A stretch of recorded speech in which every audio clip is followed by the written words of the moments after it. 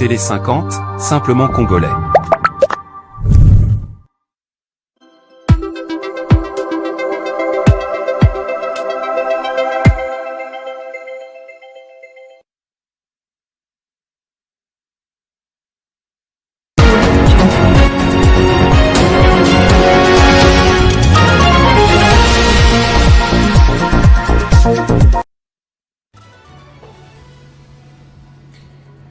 À la une de cette édition du journal, la ville de Kananga a vibré en ce début de semaine au rythme de l'arrivée du président de la République, Kananga, où plusieurs travaux d'intérêt public sont en pleine exécution, notamment la route Kananga-Kalamba-Mbouji. Ce mardi, le chef de l'État a inauguré l'université de Kananga, un nouveau campus capable d'accueillir près de 3500 étudiants, comprenant des laboratoires et des auditoires modernes.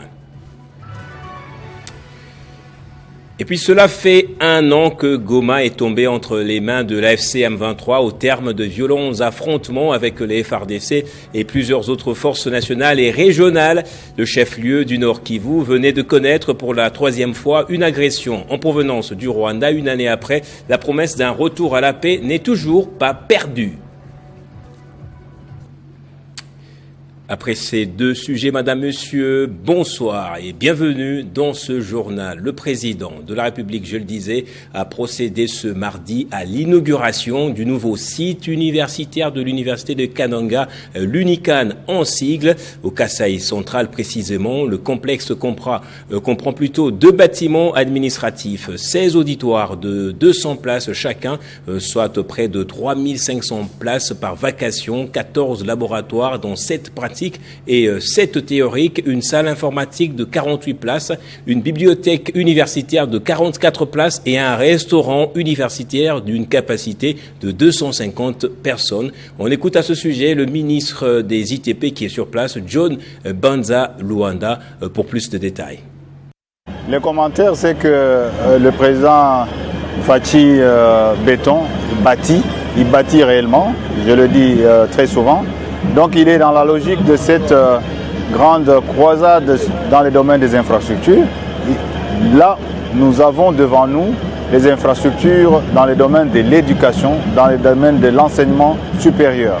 Ça, c'est une série d'universités que nous allons inaugurer. Le président de la République qui fait aujourd'hui mieux qu'avant, c'est-à-dire avant son arrivée, il y avait 3 universités. Mais jusque l'année prochaine, nous aurons 20 universités modernes à l'instar de cette université de Kananga.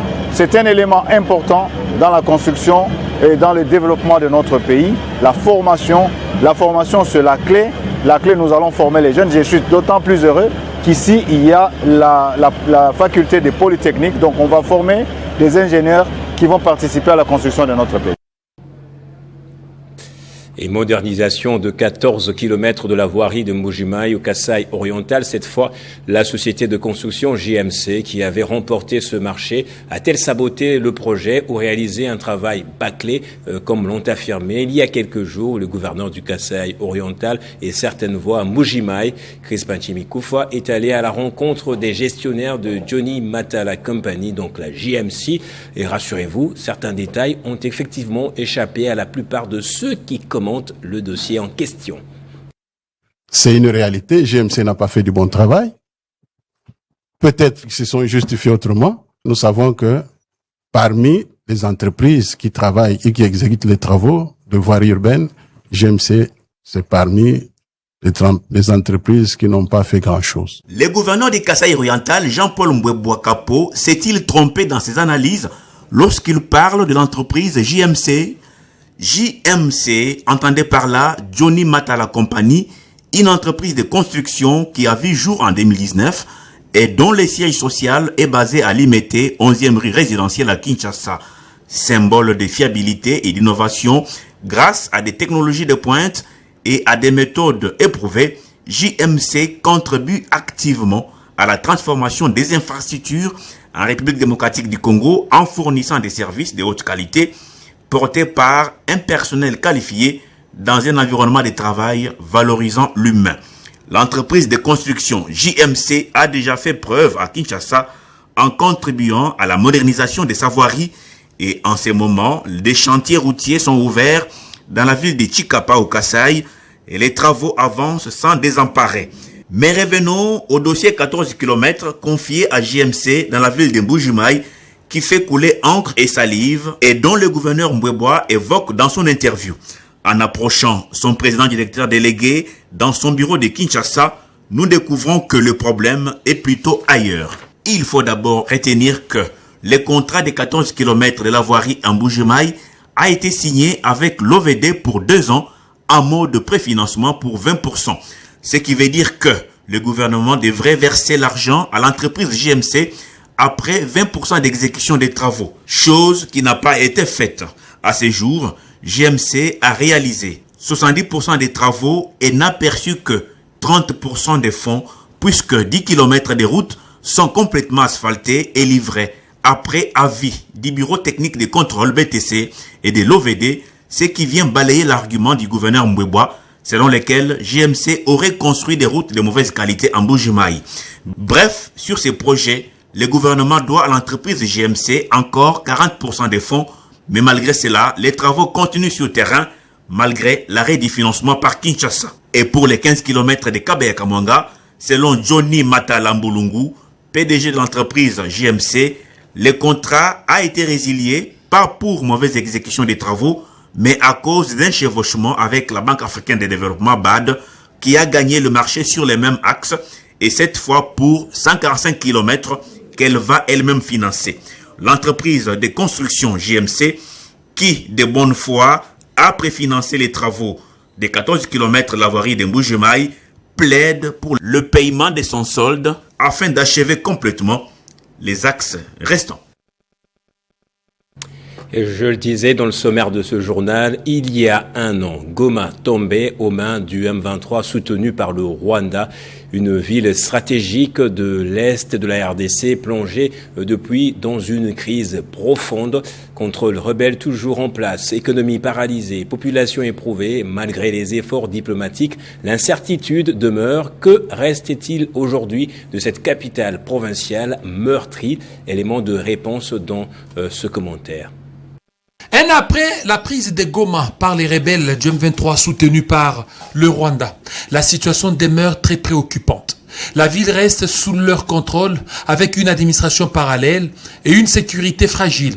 L'économie locale est fortement paralysée, l'activité commerciale réduite, services bancaires limités et pauvreté accrue. La vie économique de Goma reste très affaiblie. Les banques, l'aéroport international et plusieurs commerces sont encore fermés ou fonctionnent au ralenti. L'activité du marché central existe mais avec très peu de clients et un pouvoir d'achat extrêmement bas. Certains échanges commerciaux se font avec la monnaie rwandaise, remplaçant le franc congolais dans de nombreuses transactions, ce qui déplore plusieurs gomatraciens. Cette paralysie économique pousse de nombreuses familles dans la pauvreté, incapables de subvenir à leurs besoins ou d'envoyer leurs enfants à l'école. Sous le plan humanitaire, la population vit dans la peur, avec des déplacements massifs, des pénuries et de nombreuses accusations des violations de droits humains. Les écoles et services publics fonctionnent difficilement, tandis que les perspectives de paix restent incertaines. Des civils ont été tués ou blessés et d'autres arrestations arbitraires sont signalées dans la ville. De nombreuses familles attendent toujours la justice et des réparations pour des proches disparus.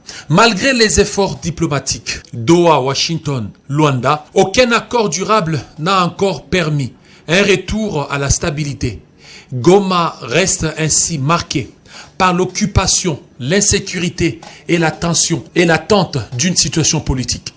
Un an après la prise de Goma par le M23, soutenu par le Rwanda, la ville n'a pas trouvé sa stabilité dans le temps. Elle est toujours sous contrôle rebelle, avec une économie en panne, des droits humains menacés et une population éprouvée par la guerre et la privation. Sans avancée diplomatique majeure ou un compromis politique solide, la vie quotidienne reste marquée par l'insécurité et l'incertitude.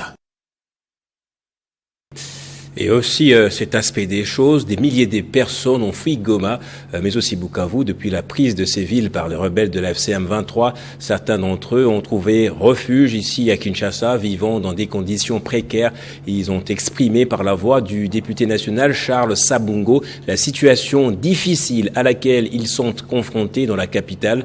L'élu Charles Sabungo figure parmi les bienfaiteurs de ces déplacés et en est désormais même le porte-voix. Ça fait une année que Goma et Nyiragongo sont prises par les agresseurs et ça a occasionné des mouvements de gens et ça et là. Et jusqu'à présent, il y a eu des déplacements massifs de gens qui sont même ici à Kinshasa. Ces femmes et hommes qui ne demandent ni privilèges ni récompenses sont là. Juste, ils ont besoin d'une place active de la reconstruction à l'unité nationale du pays, étant donné que ces derniers sont des témoins gênants et porteurs des récits véridiques qui mettent à mal l'illégitimité de l'agresseur à place. Parmi ces rescapés déplacés figurent bien entendu les résistants politiques, les leaders d'opinion des différents mouvements citoyens, des sociétés civiles, tel que je venais de le dire tantôt. Ce qui réclament, ce n'est pas un privilège, puisque le pays, notre RDC, est signateur d'une convention de l'Union africaine, signée au sommet spécial de Kampala, qui porte sur la protection et l'assistance humanitaire des personnes à déplacement à l'interne de leur pays. C'est pourquoi, à un certain moment, dans cette convention que je possède sur ma table, il y a eu un article qui pose sur les obligations où les États se sont fixés relatives à des protections et assistances durant ces déplacements même internes. Voilà, j'ai une série de démarches que j'ai menées. On a jugé bon de faire un geste auprès de ces déplacés, mais j'ai écrit une lettre le 14 février que j'ai adressée au gouvernement national. Et j'ai initié même l'enregistrement de ces déplacés. Le 20 février, j'avais déjà déposé la première liste au niveau des affaires sociales. Et la copie, je l'ai amenée au VPM de l'Intérieur pour juste constater. Au gouvernement, j'ai dit qu'il n'est jamais trop tard pour ne pas bien faire. Il y a lieu qu'on puisse se ressaisir, de sauver cette situation urgemment de précarité dans laquelle les déplacés traversent.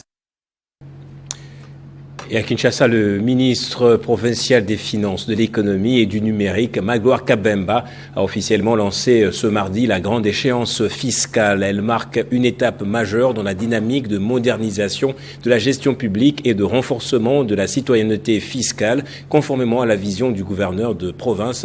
Détail dans ce reportage. C'est lors d'un point de presse organisé ce mardi à Kinshasa que cette échéance fiscale a été lancée.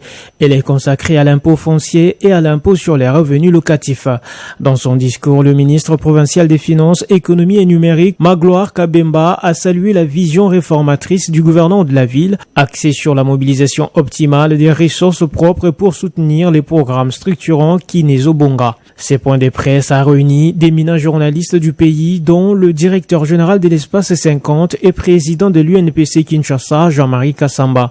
Au cours de l'activité, le ministre a rappelé que malgré un boom immobilier visible dans les 24 communes de Kinshasa, les recettes urbaines issues de l'impôt foncier et des revenus locatifs restent largement sous-exploitées et stagnantes, en décalage avec la croissance urbaine et démographique de la ville. Tout locataire, qu'il soit à Kimbanseke ou à Gombe, par exemple, est tenu d'effectuer la retenue à la source sur le montant brut du loyer et de la reverser au compte de la ville au plus tard le 10e jour du mois qui suit celui auquel se rapporte le paiement du loyer.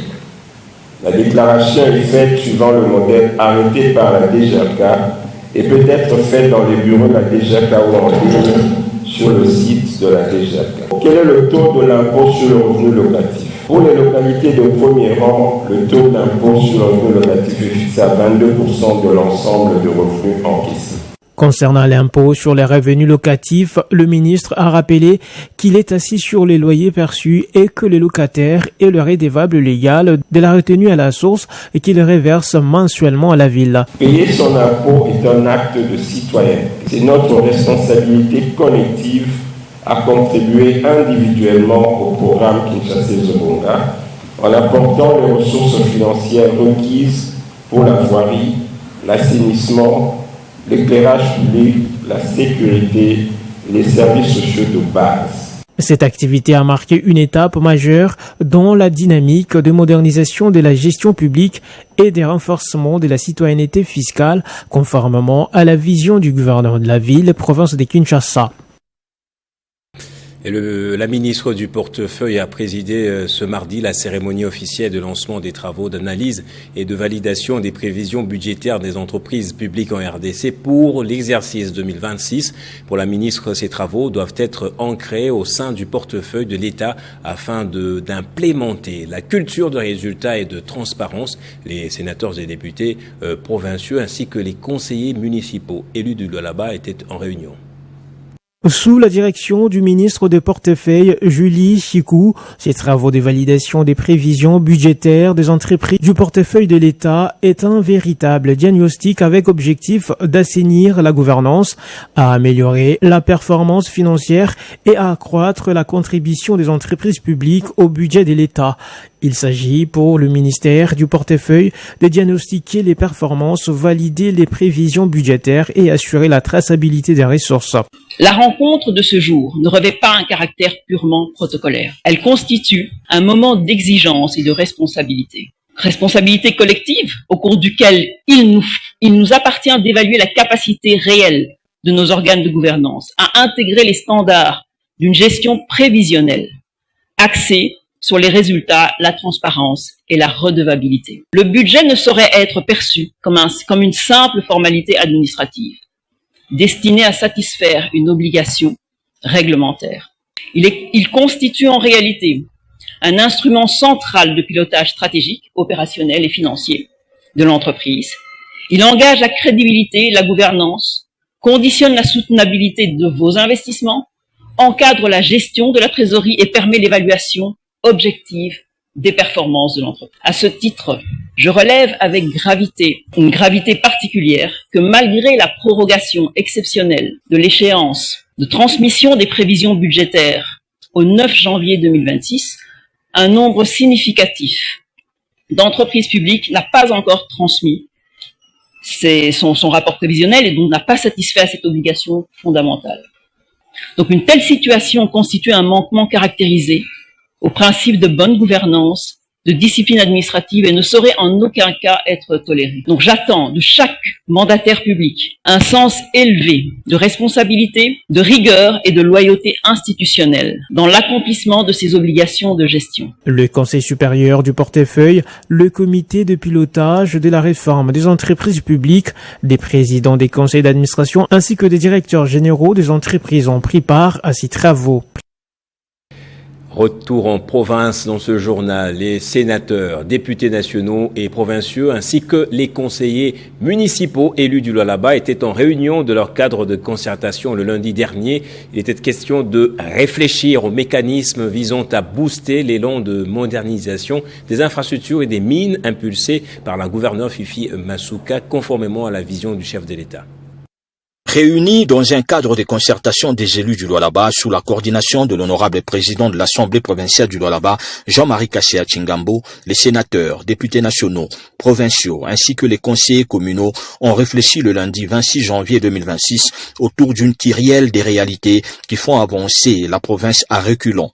C'est notamment le non-respect de la procédure dans l'affectation des fonctionnaires de l'État dans les provinces, la levée de la limitation de l'exportation du cobalt, le manque de courtoisie dans les correspondances à adresser aux autorités provinciales.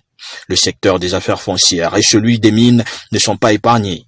L'honorable Alain Kantenga, député national et rapporteur du cadre de concertation des élus du Lualaba, revient sur le gros de cet entretien. Les secteurs des affaires foncières, il y a eu des problèmes qui ont embrasé la ville. Dans le secteur des mines, il y a eu beaucoup de problèmes avec la décision du ministre interdisant la commercialisation de certains produits. Vous allez comprendre que les créateurs et tant d'autres se sont soulevés pour paralyser sérieusement la ville. La province n'arrive pas à fonctionner pour que le décollage soit une réalité. Le développement et le bon fonctionnement des provinces sont conditionnés par la paix, tel que le veut le chef de l'État, Félix-Antoine Tshisekedi, a-t-il ajouté. Nous avons besoin, selon l'esprit du président de la République, qui a besoin que les provinces se développent, qui a besoin de la paix dans nos provinces. Et cette paix ne peut venir que lorsque les institutions dans la province fonctionnent normalement. Nous allons, par rapport à tous ces problèmes, constituer une commission spéciale qui doit faire un déplacement du Lualaba à Kinshasa afin de rencontrer les ministères concernés pour que nous discutions afin de trouver le voie de sortie. Représenter le peuple, une des missions régaliennes de ses élus. Et toujours dans la province du Lualaba, la gouverneure Fifi Masuka s'est rendue le lundi au quartier Jolicite Kibwiza, situé dans le territoire de Muchacha. Cette visite avait pour objectif d'évaluer l'état d'avancement des travaux anti-érosifs en cours, mis en œuvre pour lutter contre une érosion devenue une menace majeure pour la sécurité des populations et des infrastructures locales. Fidèle à son style de gouvernance sur l'action et la proximité avec la population, la gouverneure de la province du Lualaba, Fifi Masuka Saini, a une fois de plus quitté son bureau pour se rendre sur les terrains. C'est lundi 26 janvier 2026, la chef de l'exécutif provincial du Lualaba s'est personnellement déplacée au quartier Jolicite Kibwiza, dans le territoire de Muchacha, afin d'évaluer l'état d'avancement des travaux anti-érosifs en cours sur cet axe stratégique. Accompagné du ministre provincial des infrastructures et travaux publics, Moïse Mukepe Kailou, le service technique de l'office des voiries et drainage, ainsi que les membres de son cabinet, la gouverneure Fifi Masuka Saini a été chaleureusement accueillie par une foule nombreuse des riverains venus lui témoigner leur gratitude pour cette intervention attendue. Sur place, chaque étape de l'évolution des travaux a été présentée à la gouverneure Masuka, soucieuse du détail et attachée à la qualité des ouvrages. Fifi Masuka Saini a suivi avec attention les explications techniques fournies par le ministre provincial des infrastructures qui est rassuré sur la bonne exécution et la réussite de ces travaux destinés à mettre définitivement fin à une érosion devenue une menace permanente pour la population. Autrefois considéré comme une zone presque invivable, les quartiers Jolicite Kibwiza retrouvent progressivement l'espoir. Pour Fifi Masuka Saini, rester cloîtré dans un bureau n'a jamais été une option. Aller au contact des réalités, palper les difficultés de la population et y apporter des solutions concrètes demeure sa priorité. En droite ligne avec la vision du chef de l'État, Félix-Antoine Tshisekedi Tshilombo. Comme vous voyez, il travaille jour et nuit. Ça va faire presque 2 semaines et le résultat est palpable. Nous allons demander à la population de bien canaliser leurs eaux. Nous allons faire les drainages. Le gouvernement ne va pas croiser les bras. À cette même occasion, elle a lancé un appel pressant aux populations riveraines afin qu'elles protègent les engins et les équipes déployées sur les chantiers, condition indispensable à la réussite et à l'achèvement des travaux dans les délais. Objectif, redonner le sourire aux habitants, sécuriser leurs habitations et garantir leur mobilité. La matinée de ce lundi a été marquée par une vive colère des creuseurs artisanaux à Fungurume. Ces incidents ont provoqué une vague d'indignation et de protestation dans la cité. Les habitants dénoncent la récurrence des violences liées au conflit entre TFM et les creuseurs artisanaux qui entraînent régulièrement des pertes en vie humaine et d'importants dégâts matériels. Un lundi sous tension à Fungurume. À l'origine de cette agitation, 2 drames survenus dans la concession de l'entreprise minière Tenke Fungurume Mining TFM. Le premier concerne M. Isaac Mouipou, transporteur de minerais décédé sur place après avoir été percuté par un véhicule de la société Tenke Fungurume Mining TFM dans la soirée du dimanche. Le second drame s'est produit au bloc Mutende. Selon des témoins, des militaires en complicité avec un agent de sécurité d'origine chinoise auraient ouvert le feu, tuant un père de famille dans sa parcelle. Ces incidents ont provoqué une vague d'indignation et de protestations dans la cité. Les habitants dénoncent la recrudescence des violences liées au conflit entre TFM et les creuseurs artisanaux qui entraînent régulièrement des pertes en vies humaines et d'importantes dégâts matériels. Face à la tension, l'honorable Aline Makano Tshilombo, bourgmestre intérimaire de la commune de Fungurume, s'est rendu sur les lieux pour calmer les esprits. Très émue par ces événements, elle a rencontré la veuve et les orphelins des victimes, réaffirmant sa proximité avec la population. S'adressant aux manifestants, elle a rappelé les efforts de la gouverneure du Lualaba, Fifi Masuka Saini, visant à créer des zones d'exploitation artisanale légales (ZEA). Cette démarche menée en collaboration avec les autorités de Kinshasa s'inscrit dans la politique du chef de l'État congolais Félix Tshisekedi Tshilombo qui place l'homme au centre de l'action publique. Dans la foulée, tout en exprimant ses condoléances aux familles éprouvées, Aline Makano s'est dirigée vers le site de TFM pour échanger avec les responsables de cette société minière. Elle a fermement condamné l'usage d'armes par les éléments en uniforme employés dans la concession, appelant à une gestion pacifique des différends. Une menace maîtrisée grâce à son sens du dialogue et à son art oratoire. L'exécutif de Fungurume a réussi à apaiser les tensions. Les conflits persistants entre TFM et les creuseurs artisanaux reste une source de fragilité dans cette partie de la province du Lualaba où la quête des minerais se heurte aux enjeux de gouvernance et de sécurité. Le dynamisme de Madame Makano sur terrain met en lumière la gravité des événements, la douleur des familles, mais aussi la volonté des autorités locales de privilégier le dialogue et la réparation dans le calme.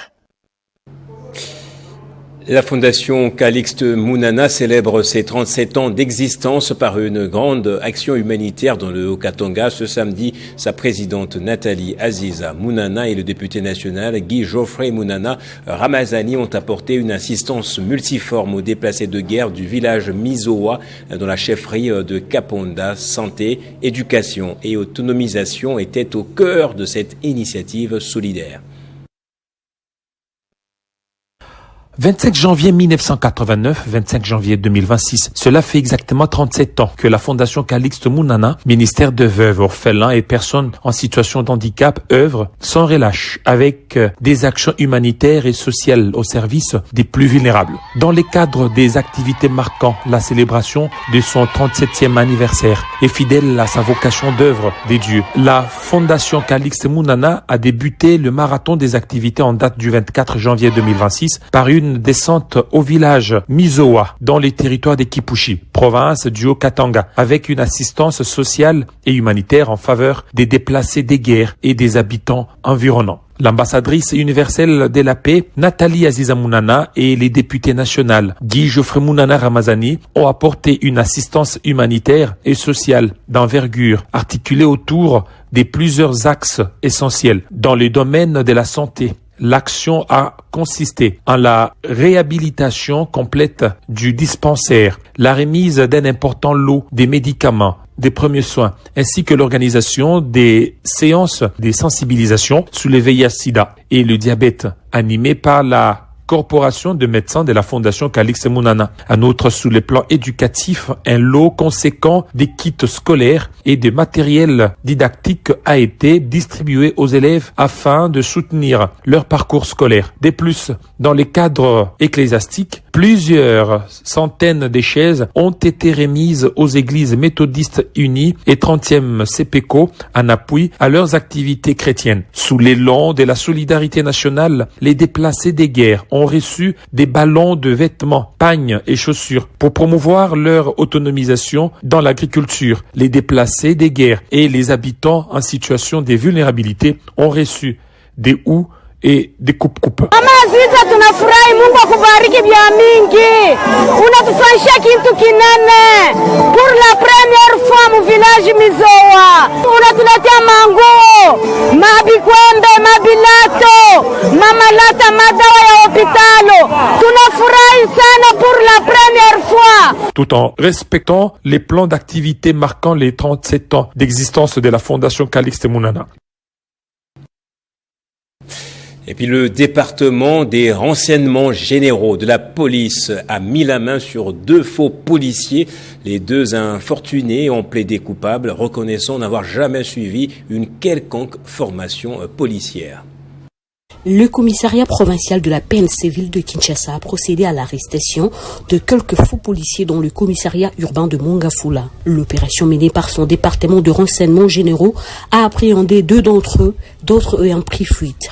Il s'agit de Dieudonné Wanguzolia, autoproclamé commissaire de la police, œuvrant comme commandant du sous-commissariat de Bel-Air, et Benimosei Pembele, se disant agent à 5 chiffres commis dans ce sous-commissariat. Ces 2 civils, opérant comme policiers, ont avoué être recrutés et affectés sans avoir suivi aucune formation. Ils ne sont qu'un échantillon, car depuis sa prise des fonctions, le commissaire provincial, le commissaire divisionnaire Israël Kontou Bakoulou, ne ménage aucun effort pour débarrasser la police des éléments qui ternissent son image. La population de Mongafula a tant décrié l'insécurité, surtout dans les quartiers Massangambila, quartier Kimbuta et quartier Kimwenza Mission. Ces 2 éléments-ci sont excellés dans les exécutions, des arrestations arbitraires et des concussions même, voire même des amendes exorbitantes. Recrutés par un des nôtres qui se passe comme recruteur et les donne même la tenue et les armes. L'autre s'est fait passer même commissaire de la police et pourtant c'était civil tout fait. Alors aujourd'hui, la collaboration entre population et police de ces coins-là a payé. Aujourd'hui, ils sont mis hors d'état de nuire. Je demande à la population de Mongafula de faire confiance à sa police, de continuer de collaborer et en échange des informations, surtout d'indexer les endroits où se cacheraient les autres qui sont à cavale. Le commissaire divisionnaire Israël Kontou a encouragé la population à collaborer avec la police afin de la permettre d'appréhender les faux policiers en cavale. Et c'est certainement une nouvelle qui va réjouir les habitants de l'Est de la capitale. L'agence d'immigration et de services de visa au Franel Service poursuit son expansion à Kinshasa afin de se rapprocher davantage de sa clientèle. Le nouveau siège, situé dans le district de la Tchangou, a ouvert ses portes. Chose promise, chose due. L'agence Franel, spécialisée dans l'obtention des visas en République démocratique du Congo, a désormais un nouveau siège dans le district de la Tchangou. Après avoir mobilisé les foules lors d'un grand carnaval motorisé le 16 janvier dernier, l'agence passe de la parole aux actes. Désormais, c'est sur le boulevard Lumumba, au numéro 52, entre Massina quartier sans fil et l'arrêt Béthanie, que les postulants sont attendus. Ce nouveau point de chute se veut le pont entre les rêves d'ailleurs et la réalité administrative. Que ce soit pour le Canada ou la Russie, Ofranel Service se positionne comme l'assistant privilégié des Quinois. Aujourd'hui, les bureaux d'Ofranel Service au niveau de la Tchangou est ouvert pour toute la population du parti Est de la capitale RD congolaise. La grande particularité qui fait déjà grand bruit dans le district, c'est le concept Visa ya Nyongo. Une offre innovante qui permet aux candidats au voyage d'obtenir leur précieux sésame à crédit. En clair, l'agence finance et accompagne toutes les démarches et les clients ne payent les frais de service qu'une fois les visas obtenus et en main. Une garantie des résultats qui rassure le plus sceptique. Donc visa en main, là on vous dit vous payez à l'agence Ofranel Service. C'est ainsi que nous appelons ça Visa ya Nyongo. Donc c'est en quelque sorte un visa à crédit. Et nous vous attendons nombreux pour venir postuler et réaliser vos rêves de vivre hors de la RDC. Avant cette ouverture, les équipes de Franel avaient déjà pris d'assaut les grandes artères de la Tchangou. Un déploiement de force pour expliquer les opportunités d'immigration, notamment vers la Russie. Cette campagne d'information et d'assistance ne fait que commencer. Elle s'étendra sur toute l'année 2026 et à travers l'ensemble du territoire national. La décision du gouvernorat de Kinshasa de procéder à de contrôles auprès des automobilistes a eu des conséquences sur plusieurs domaines de la vie du quotidien de la capitale. Justement, le manque de transport en commun s'est fait ressentir et n'a pas seulement eu des répercussions sociales, mais pour de milliers d'Équinois, mais également sur l'économie locale, selon le constat fait sur le terrain, face au retrait de nombreux chauffeurs de la voie publique et à l'absence de véhicules et de marchandises dans les rues. Les usagers ont du mal à générer des revenus pour leur survie quotidienne. L'absence des bus et taxis sur les routes principales ont entraîné des files d'attente considérables au point d'arrêt habituel. Beaucoup de personnes, forcées de marcher sur les grandes distances ou d'attendre pendant 2 heures, sont arrivées en retard à leur emploi, à l'école ou à leurs tâches quotidiennes. Voici l'image des Kinshasa ce lundi 26 janvier 2026, suite à la décision des autorités de la ville d'affecter 3000 agents pour le contrôle routier. Bien que l'objectif soit de réguler la circulation routière en imposant aux conducteurs les paiements de quelques documents, entre autres permis de conduire, assurance, contrôle technique et vignettes, relevant à peu près le montant des $600 américains. Les répercussions sociales ont été instantanées pour les usagers, provoquant ainsi une baisse significative de l'économie de Kinshasa, caractérisée par une forte prédominance du secteur informel, des services, du commerce et d'industries légères, agroalimentaires, biens des consommations. De nombreuses activités économiques ont connu un ralentissement alors que certains magasins ont commencé à opérer avec du retard en raison d'un manque de personnel, augmentation exorbitante du prix des mototaxis, retard incessant, journées gâchées et perte de revenus. D'après l'association des chauffeurs du Congo, la circulation des transports en commun n'a atteint que 3 à 5% à cause du retrait massif des chauffeurs de la voie publique. Plus tard dans la journée de ce même lundi, Daniel Bumba, gouverneur de la ville, a annoncé que cette mesure reste en vigueur de 5h à 0h, alors que le gouvernement provincial n'a à son actif aucune société de transport en commun. Les usagers de leur côté passent d'un sentiment d'incompréhension à la frustration, réclamant une discussion rapide entre les autorités et les compagnies des transports pour prévenir une prolongation indésirable de la situation. La vie de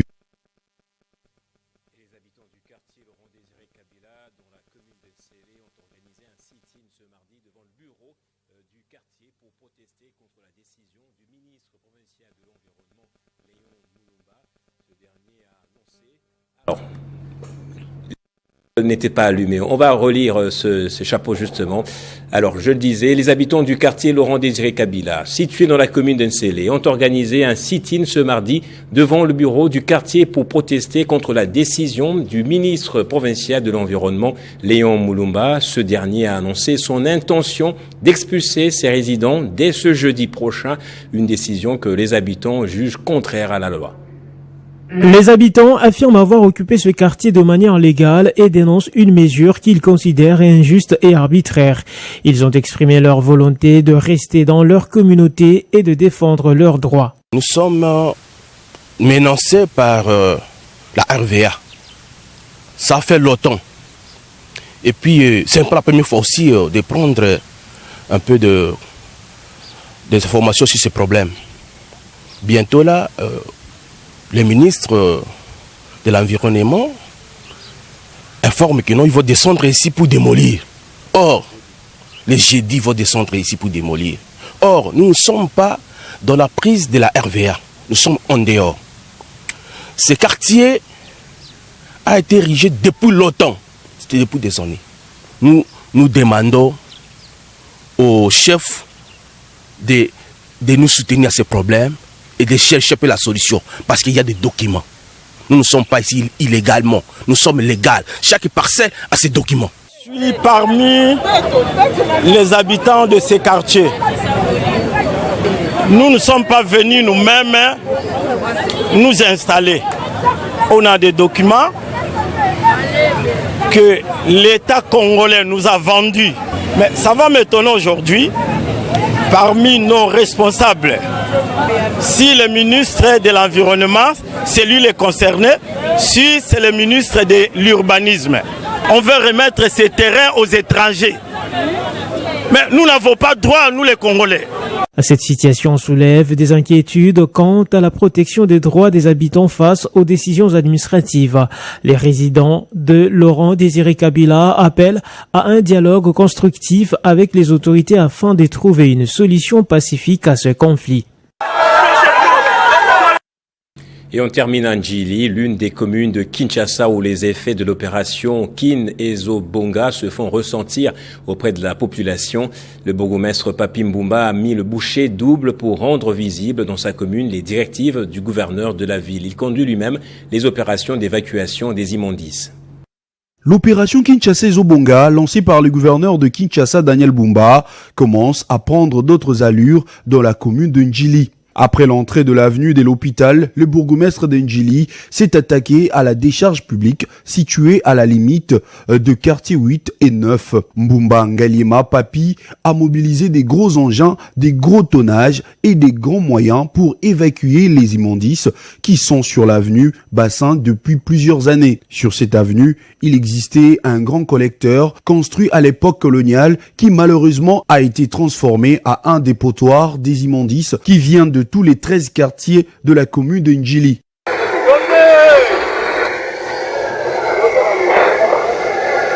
Les travaux sont lancés pour l'intérêt de la population, comme l'explique ici le bourgmestre Mbumba Ngaliema Papi. Quand nous sommes arrivés à la tête de cette municipalité, nous avons trouvé ces collecteurs qui étaient bouchés pendant plus de 20 ans. Et aujourd'hui, grâce à la vision du président de la République, Félix-Antoine Tshisekedi, la commune de Ndjili est en train de changer, de se vêtir de sa nouvelle robe. Raison pour laquelle ici, nous vous annonçons l'évacuation de tous ces montants d'immondices et la construction d'un collecteur. Les travaux d'évacuation prendront un peu du temps. Les occupants de l'avenue Bassin sont appelés à accompagner le bourgmestre dans l'exécution de ces travaux.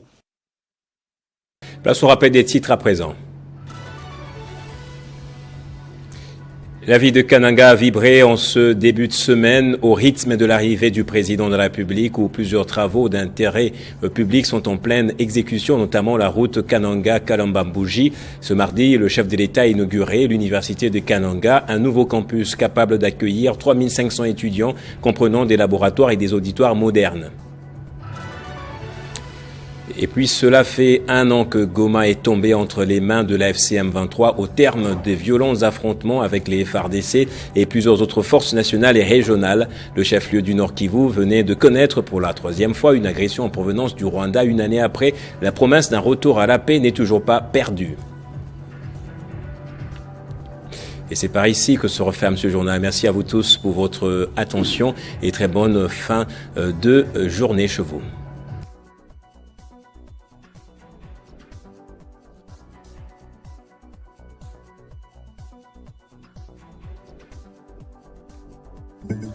Retrouvez toute l'actualité en continu sur www.tele50.cd.